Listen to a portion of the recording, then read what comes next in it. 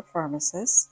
I mainly taught at the College of Pharmacy at Dalhousie University, and I'm the author of Dispensing Aid, Druggists, and the Halifax Explosion.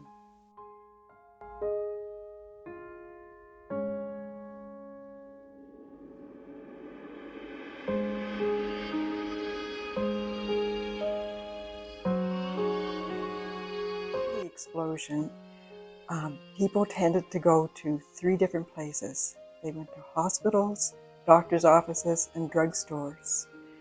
And the drugstores were, as many places, were just in a terrible mess. Some of them had been completely demolished. All of them were, they were exposed to the elements. There was plaster on the floor, broken glass, broken counters.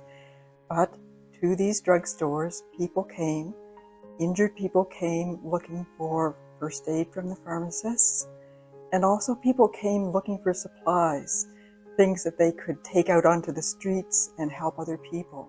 And in the days that followed, pharmacists were kept very busy making different solutions, ointments, things that would be used in follow-up care for the injured. There was a young pharmacist by the name of Bertha Archibald,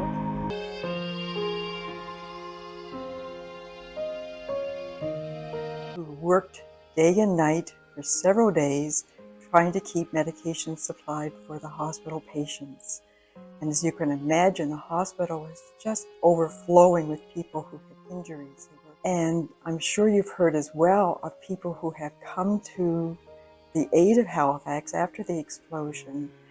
And among those people who came were pharmacists. There were pharmacists that came from Kentville and Wolfville and Amherst and little communities in New Brunswick as well. And when they came, they brought as many supplies as they could from their drugstores. So everyone was very willing to help the people in Halifax who so badly needed their care.